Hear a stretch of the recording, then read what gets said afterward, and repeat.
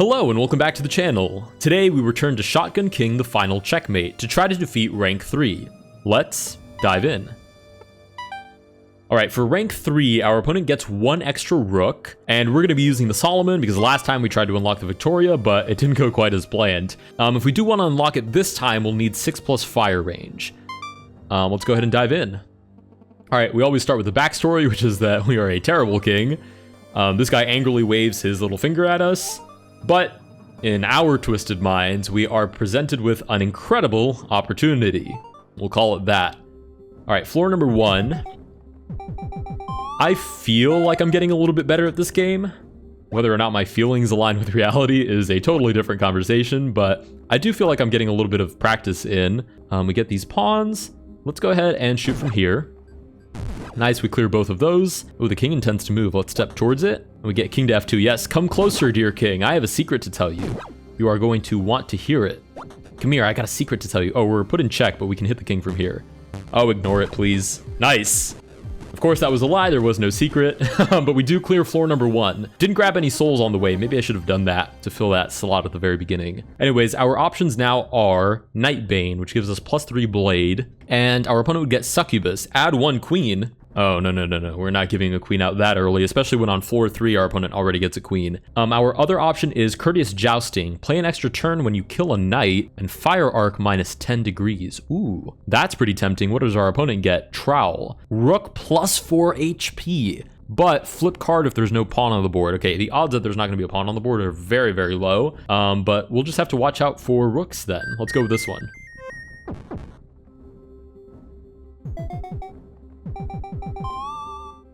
All right, let's move straight ahead.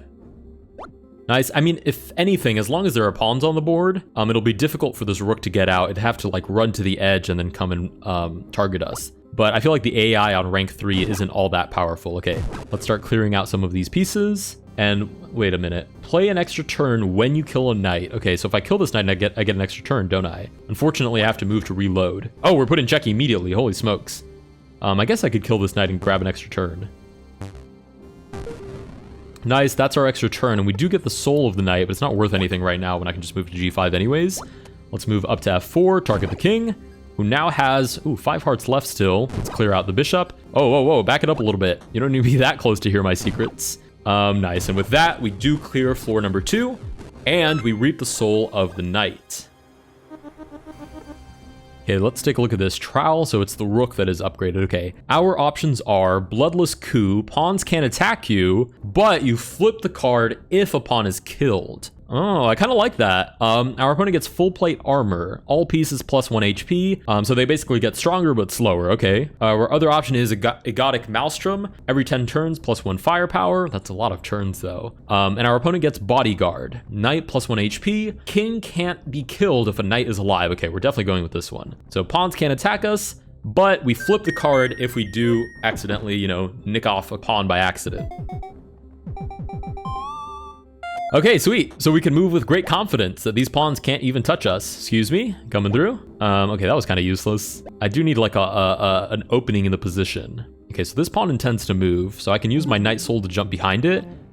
And the pawn now moves out of the way, which means I can target the king directly. Nice. This is pretty empowering. We get king to g1. Let's move back. And with that, we clear floor number 3. Okay, I do quite like this. I like this this little, I already forgot what it's called, this card. Bloodless Coup, I do like that. The pawns can't attack us. It's basically the golden rule. If we don't kill a pawn, they won't kill us. I like that. Okay, floor number 3, the inevitable queen. Our options are Majestic Censor. +1 ammo max, add 1 extra soul slot. Oh, that's pretty tempting. But our other option is Subtle Poison. -1 HP for the queen and the king. And queen's moves limit 1 square for 15 turns. Ooh, okay, let's go with this one. So basically the queen is handicapped for the first 15 turns. And the queen and the king lose HP, so I quite like that. Okay, let's move forward. Okay, knight comes into play. Can I just target the knight by itself and not kill any pawns? I can, nice, and I get that extra turn as well. Okay, wait, if the queen and the king intend to move, the king has to land on e2 or d2. One of those has to happen. Is there any way for me to take advantage of that? I don't think so. Let's just move straight up. Okay, the king moves to d2. Pawns still can't attack us because we haven't attacked them, so we can shuffle on by with great confidence. Okay, this pawn intends to move. Let's shuffle over and then come in through b3. Ah, you've taken my spot, mister. That is not very kind. Let's go through a4 then. Okay, I think this is fine. Let's target the bishop. Nice. Let's move up to a3 to reload. Oh, but we're targeted immediately. Okay, b4 then. Target the king head on, who now has 4 hearts left. And with that, we clear floor number 4. Okay, I quite like that. I have to balance out using Bloodless Coup to my advantage with actually making progress on the position. Okay, our options now are Golden Aging, -1 HP again, and every 10 turns, they lose -1 speed. Okay, but our opponent gets Military Academy, add 1 knight every 10 turns. Ooh, this is very promising as is, but what's the other option? Extra barrel, charge 1 additional barrel, or rather, charge 1 additional shell into your shotgun, and +7 fire arc. And our opponent gets Plumed Knight. 1 knight gains +3 HP and can attack diagonally. No. That's basically inviting a Dragon Bishop onto the board. So we'll go with this one, which automatically loses another -1 HP for our opponent and -1 speed every 10 turns. The drawback will be add 1 knight every 10. Okay, let's go with that.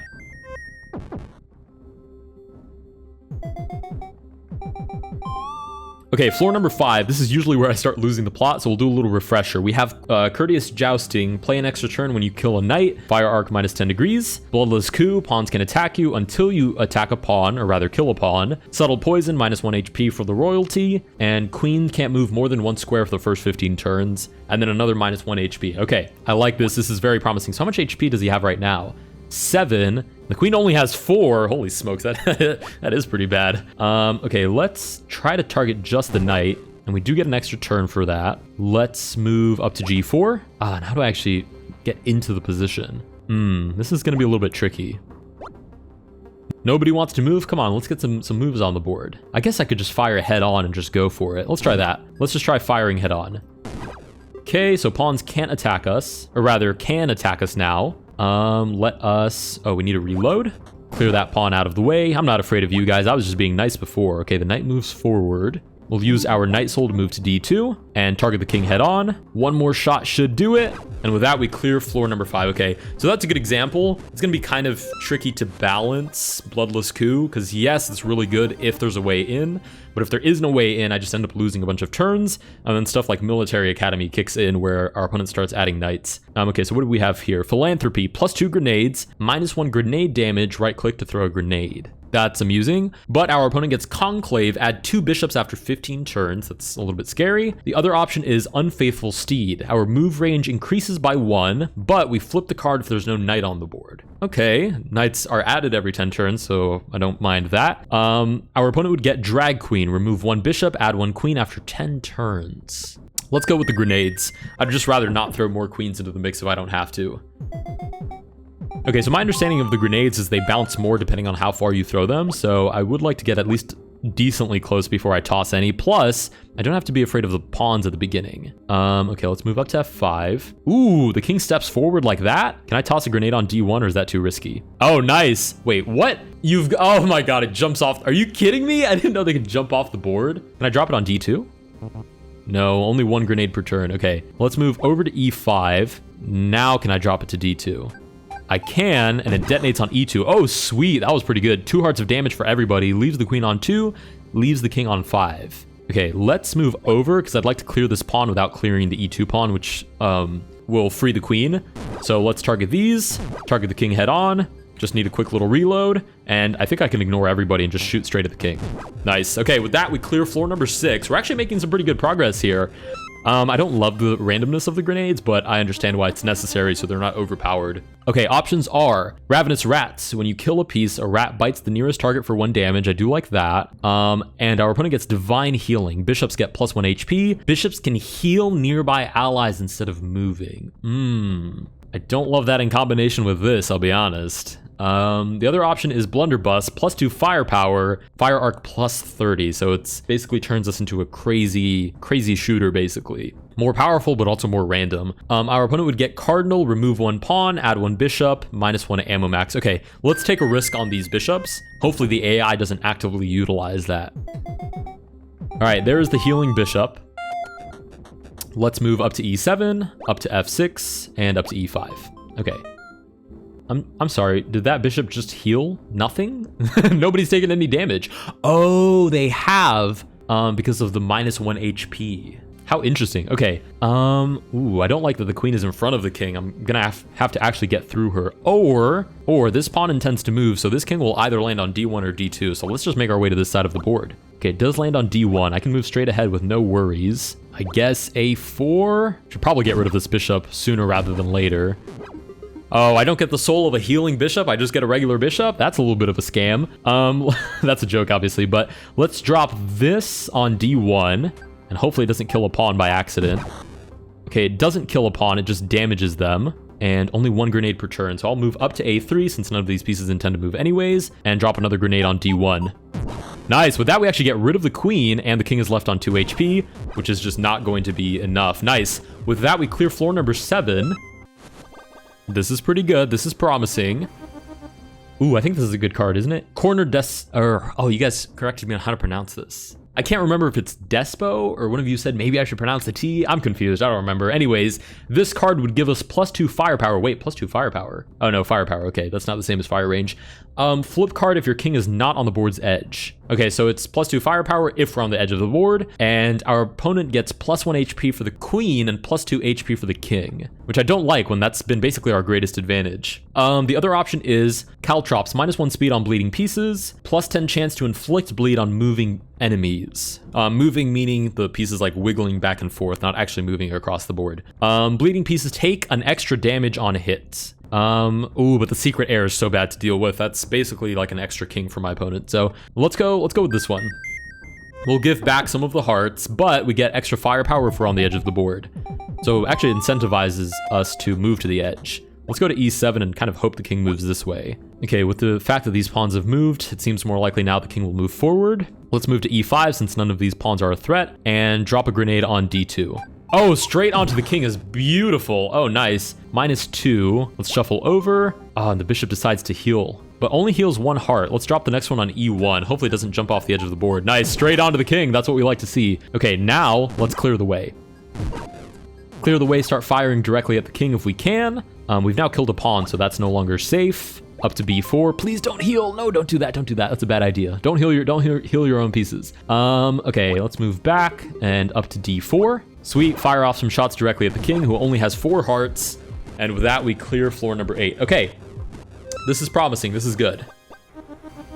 Yes.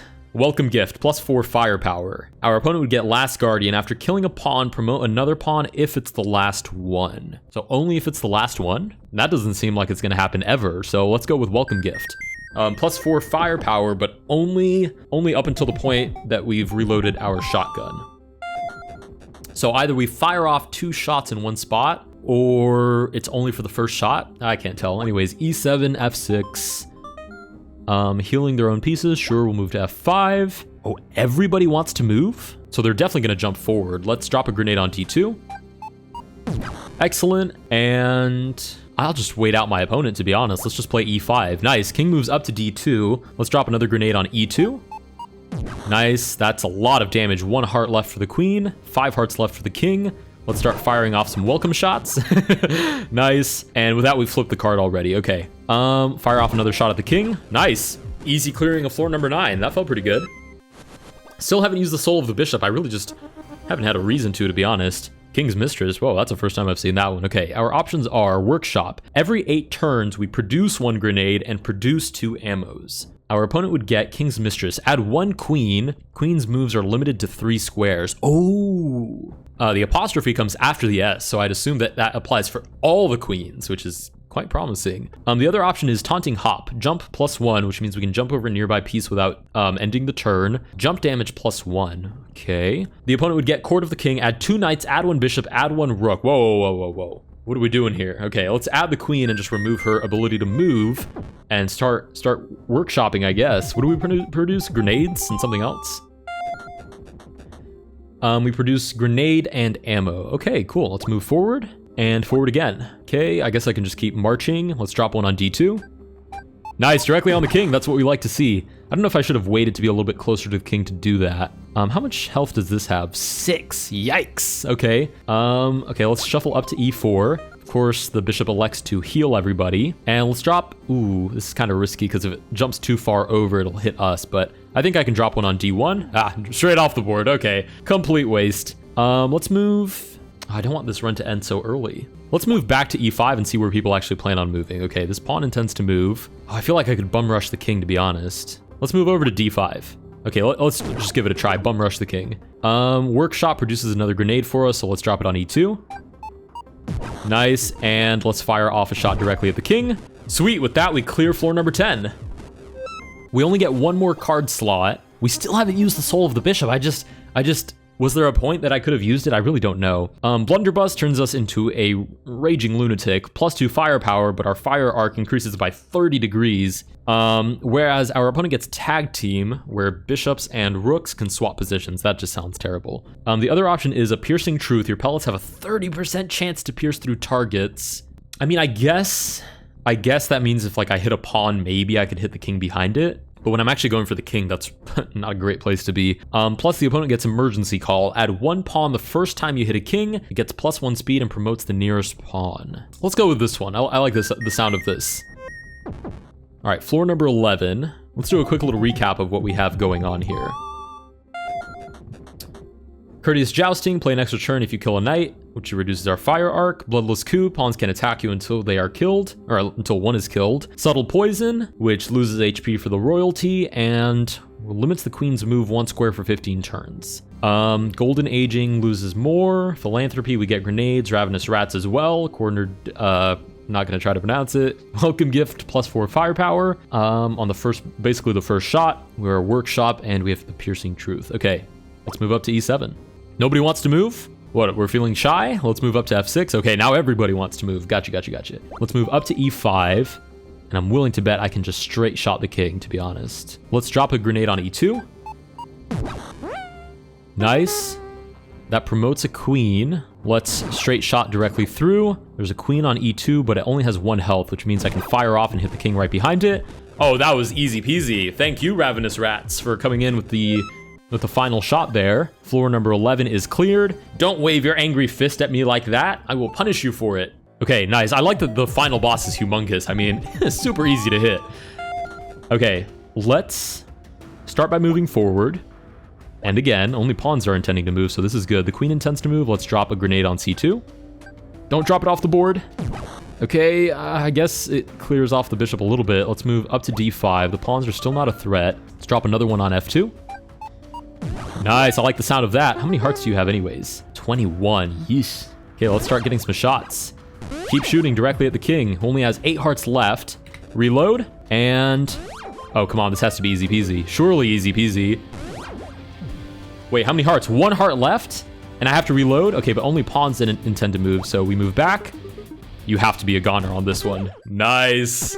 Nice. That felt pretty good. Rank number 3. Cleared. Rank number 3 unlocked, and so it was that the Wrath of the Black King finally carried him to victory. His turn to steal the White King's castles and subjects. They would have to endure his terrible rule once again. Well, it's not that terrible. We're just abusive is all. Anyways, with that, we do clear rank number 3. If you guys did enjoy this video, please consider liking and subscribing. Let me know down below what you guys think of Shotgun King: The Final Checkmate. Any tips, any feedback that you guys saw in the game, any other games that you guys want me to play on Steam. I've really been enjoying browsing the Steam games, and I will see you guys in the next one.